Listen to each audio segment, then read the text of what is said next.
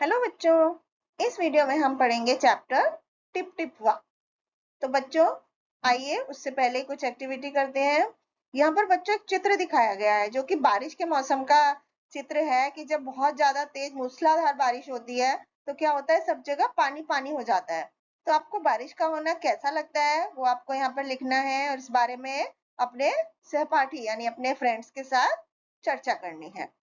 तो आइए अब देखते हैं कि इस चैप्टर में हम क्या सीखेंगे और क्या जानेंगे।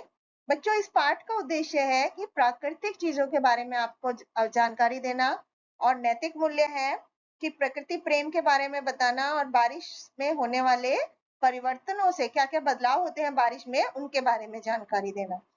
तो आइए इस पाठ का परिचय देखते हैं कि बच्चों जब बारिश हल्की फुल्की होती है तो कहते हैं कि टिप टिप करके बारिश हो रही है, और जो बारिश की छोटी छोटी बूंदें पड़ती हैं उन्हें ही टिप टिप कहते हैं।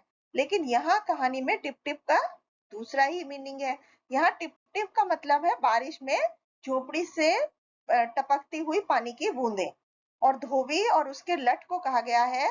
तो चलिए कहानी के द्वारा जानते हैं कि कैसे। तो आइए पढ़ते हैं कि एक बुढ़िया थी और उसका एक पोता था। तो पोता रोज रात में सोने से पहले अपनी दादी से कहानी सुनता था, जैसे कि आप भी सुनते होंगे शायद। तो दादी रोज उसे तरह तरह की कहानियां सुनाती थी। अब एक दिन क्या हुआ, मूसलाधार बारिश हुई। मूसलाधार यानी बहुत तेज बारिश हुई।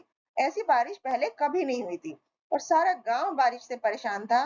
और बुढ़िया की झोपड़ी में पानी जगह जगह से टपक रहा था, टिप टिप ऐसे।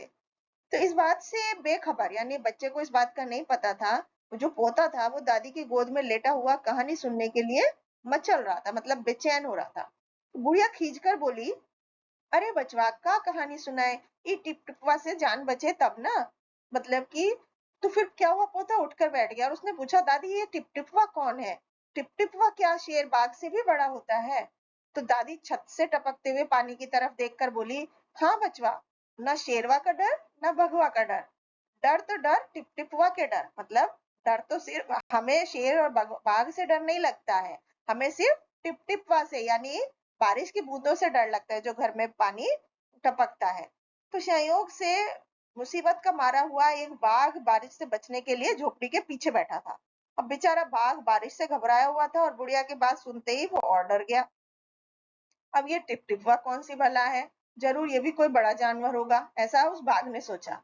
तभी तो बुढ़िया शेर और बाघ से ज्यादा टिपटिपवा से डरती है। अब इससे पहले कि बाहर आकर वो मुझ पर हमला करे, मुझे ही यहाँ से भाग जाना चाहिए, ऐसा उस बाघ ने सोचा। अब बाघ ने ऐसा सोचा और झटपट वहां से दुम दबाकर भाग गया। अब उसी गांव में एक धोबी रहता था, वो भी बारिश से परेशान था। आज सुबह से उसका गधा गायब था। अब दिन भर वो बारिश में भीगता रहा और जगह जगह अपने गधे को ढूंढता रहा, लेकिन वो कहीं नहीं मिला। अब धोबी की पत्नी बोली कि जाकर गांव के पंडित जी से पूछते क्यों नहीं, वे बड़े ज्ञानी है, आगे पीछे सबके हाल की उन्हें खबर रहती है। अब पत्नी की बात धोबी को जच गई और अपना मोटा सा लठ उठाकर, लठ यानी डंडा उठा करके वो पंडित जी के घर की तरफ चल पड़े। अब उसने उन्हें देखा कि पंडित जी घर में जमा बारिश का पानी उलीच उलीच कर फेंक रहे हैं, यानी कि जो पंडित जी का घर था उसमें बारिश का पानी इकट्ठा हो गया था और उसको वो पानी को निकाल रहे थे अपने घर से बाहर। तो धोबी ने बेसब्री से पूछा कि महाराज मेरा गधा सुबह से नहीं मिल रहा है, तो जरा पोथी देखकर बताइए तो सही वो कहाँ है। अब सुबह से पानी उलीचते उलीचते पंडित जी भी थक गए थे। अब धोबी की बात सुनी तो झुंझला पड़े और बोले, मेरी पोथी में तेरे गधे का पता ठिकाना लिखा है क्या, जो आ गया पूछने? अरे जाकर ढूंढ उसे किसी गढ़ई पोखर में। और पंडित जी लगे फिर पानी उलीचने। तो धोबी वहां से चल दिया और चलते चलते वो एक तालाब के पास पहुंचा। अब तालाब के किनारे ऊंची ऊंची घास उग रही थी। धोबी घास में गधे को ढूंढने लगा।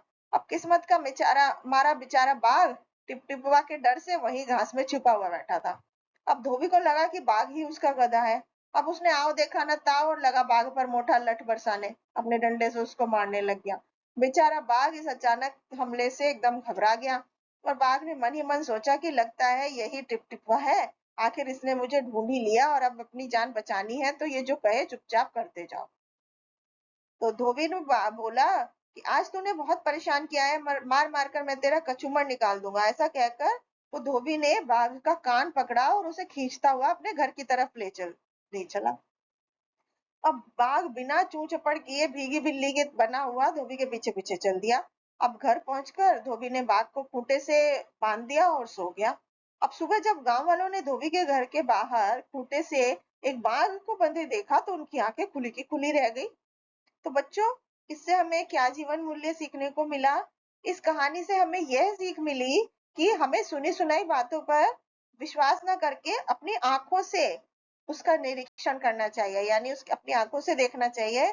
नहीं तो डर के वजह से हमारा खुद का ही नुकसान हो सकता है, जैसे कि उस बाघ का हुआ इस कहानी में। Thank you.